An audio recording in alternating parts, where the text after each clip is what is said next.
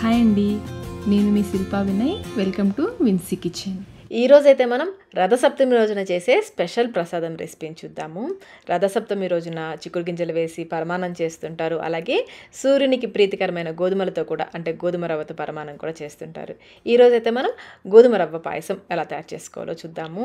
ఈ పాయసం రుచి అయితే అద్దరిపోతుందండి. క్రీమీగా చాలా అంటే చాలా రుచిగా ఉంటుంది. ఒకసారి ఈ పద్ధతిలో మీరు కూడా తప్పకుండా ట్రై చేయండి. మరి ఇంకెందుకు ఆలస్యం, ప్రాసెస్లోకి వెళ్ళిపోదాం.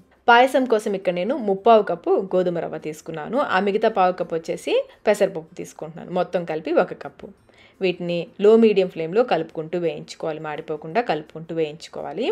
చూడండి, ఎర్ర గోధుమ రవ్వ అంటారు కదా, ఈ గోధుమ రవ్వ తీసుకోవాలి. మీకు అన్ని సూపర్ మార్కెట్స్లో దొరుకుతుంది, అలాగే ఆన్లైన్లో కూడా అందుబాటులో ఉంటుంది. నేను ఈ ఆన్లైన్ లింక్ అయితే డిస్క్రిప్షన్ బాక్స్లో ఉంచుతాను, ఒకసారి చూడండి. మధ్యలో కలుపుకుంటూ ఇది చూడండి, వేగిన తర్వాత ఈ విధంగా తెల్లగా చుక్కలుగా కనిపిస్తుంది. ఇలా అయ్యేంత వరకు మధ్యలో కలుపుకుంటూ వేయించుకోవాలి. ఇలా వేయించుకున్న రవ్వని ఒక గిన్నెలోకి పోసేసుకొని 1-2 సార్లు శుభ్రంగా కడిగేసుకోండి. కడిగేసి నీళ్ళన్నీ వంపేసి పక్కన పెట్టేసుకోండి. ఇప్పుడు స్టవ్ పైన కుక్కర్ పెట్టేసుకుని ఇందులో 1 కప్పు పాలు, మీరు రవ్వ కొలుచుకున్న కప్పుతో 1 కప్పు పాలు, 2 కప్పుల నీళ్లు పోసుకోవాలి. పాలు పచ్చిపాలేనండి, కొంచెం చిక్కటి పాలు తీసుకోండి, పాయసం రుచి బాగుంటుంది. అలాగే ఒక యాలక్కాయని కొంచెం ఓపెన్ చేసి వేసేసుకోండి. ఇందులో మనం కడిగి పెట్టుకున్న గోధుమ రవ్వ, పెసరపప్పు ఉంది కదా, అది వేసేసుకోవాలి. ఒకసారి పాలల్లో ఈ రవ్వ అంతా కూడా బాగా కలిసేలా కలిపేసుకొని కుక్కర్ మూత పెట్టేసి విజిల్ కూడా పెట్టేసుకొని మీడియం ఫ్లేమ్లో 1 విజిల్ వేయించుకుంటే సరిపోతుంది. ఎక్కువ అవసరం లేదు, ఒకే 1 విజిల్ సరిపోతుంది. ఇప్పుడు స్టవ్ ఆఫ్ చేసేసి పక్కన పెట్టేసుకోండి.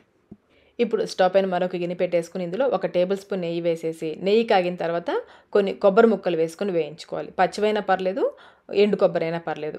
కొంచెం సగం వరకు వేయించేసుకోండి. ఇవి సగం వరకు వేగిన తర్వాత కొన్ని జీడిపప్పు కూడా వేసి వేయించుకోవాలి. ఇంకా మీరు కావాలంటే కిస్మిస్ కానీ బాదం పప్పు కానీ వేసుకోవచ్చు. ఇవి 2 బాగా వేగిన తర్వాత నెయ్యితో సహా ఒక గిన్నెలోకి తీసుకుని పక్కన పెట్టేసుకోండి. ఇప్పుడు ఇందులో 2 కప్పుల పాలు పోసుకోవాలి. మొత్తం అయితే మనం 3 కప్పులు పాలు వాడాము. ఒకటేమో కుక్కర్లో పోసాం కదా, ఇప్పుడు ఒక 2 కప్పులు పోస్తున్నాము. ఒకసారి కలిపేసుకుని ఈ పాలని ఒక పొంగు వచ్చేంత వరకు కాగనివ్వాలి.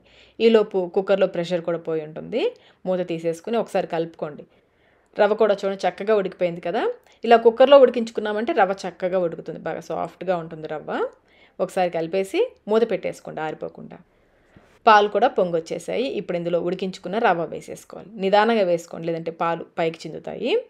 ఈ రవ్వ అంతా వేసేసుకుని పాలల్లో ఈ రవ్వ అంతా కూడా బాగా కలిసేలా కలుపుకోవాలి. ఫ్లేమ్ అయితే మీడియంలో పెట్టేసుకోండి, బాగా కలిపేసుకోండి. చూడండి చక్కగా కలిసిపోయింది, ఎక్కడొక్కడ ఉండలు లేకుండా బాగా కలిసిపోయింది కదా.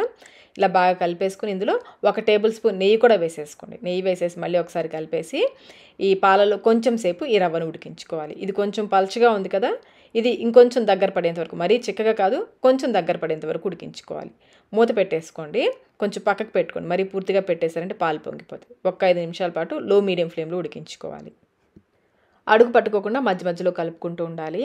పాత్ర అయితే కొంచెం అడుగున మందంగా ఉన్న పాత్ర తీసుకోండి, లేదంటే త్వరగా అడుగు పట్టేసుకుంటుంది.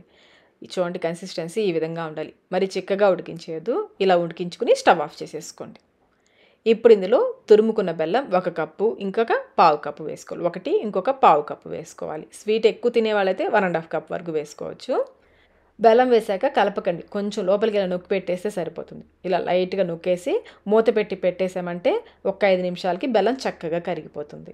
వేడి మీద బెల్లం వేసి కలిపేశారనుకోండి పాలు విరిగిపోతాయి. అందుకని కలపకుండా అలాగే ఉంచేసి 5 నిమిషాల తర్వాత కలుపుకున్నామంటే బెల్లం చక్కగా కరుగుతుంది, అలాగే పాలు కూడా విరిగిపోవు. చూడండి చక్కగా వచ్చింది పాయసం, పాలు విరగకుండా. ఇప్పుడు మళ్ళీ స్టవ్ ఆన్ చేసేసుకొని ఇప్పుడు ఇందులో మంచి ఫ్లేవర్ కోసం యాలకుల పొడి, అలాగే నేను 1 చిటికెడు పచ్చకర్పూరం కూడా వేస్తున్నాను. పచ్చకర్పూరం వేస్తే అచ్చం మనకి గుళ్ళో ప్రసాదం రుచి వస్తుంది. 1 చిటికెడు ఈ విధంగా పొడిగా చేసి వేసుకోండి. ఒకసారి ఇదంతా మళ్ళీ బాగా కలిసేలా కలుపుకోవాలి. ఈ పచ్చకర్పూరం ఆప్షనల్ అండి, మీ దగ్గర ఉంటే వేసుకోవచ్చు, లేదంటే స్కిప్ చేసేయచ్చు. అలాగే నేను మరొక టేబుల్ స్పూన్ నెయ్యి వేస్తున్నాను. ఎంత నెయ్యి వేస్తే అంత రుచిగా ఉంటుందండి పాయసం. బాగా కలిపేసుకుని చివరిగా మనం వేయించి పెట్టుకున్న జీడిపప్పు, కొబ్బరి ముక్కలు ఉన్నాయి కదా, అవి కూడా వేసేసి బాగా కలిపి స్టవ్ ఆఫ్ చేసేసుకోండి.